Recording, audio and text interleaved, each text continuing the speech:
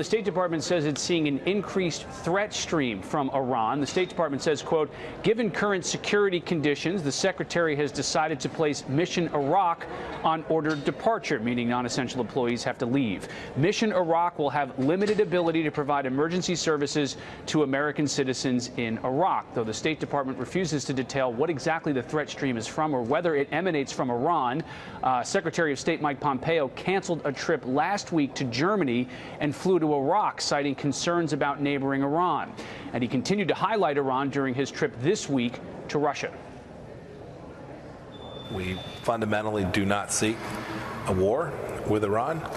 We're looking for the regime to simply stop conducting assassination campaigns throughout Europe.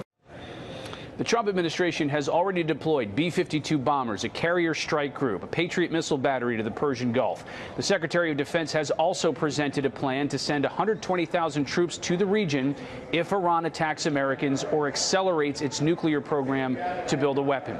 The Iranian government claims the U.S. is trying to raise tension in the region. Iran's supreme leader says there's no war, or going to be no war, between the U.S. and Iran because Iran is not seeking a war. Yesterday, a British general says there has been no increased threat from Iranian-backed forces in Iraq and Syria, though a U.S. Central Command spokesperson says the general's comments run counter to the U.S. assessment and says, quote, the U.S.-led coalition is now at a high level of alert as we continue to closely monitor credible and possibly imminent threats to U.S. forces in Iraq. The top Democrat on the Senate Foreign Relations Committee, Senator Bob Menendez, says he wants an immediate briefing from the administration on what's going on with Iran and the threat, especially now since the embassy has forced its U.S. employees, non-essential U.S. employees, to leave the country.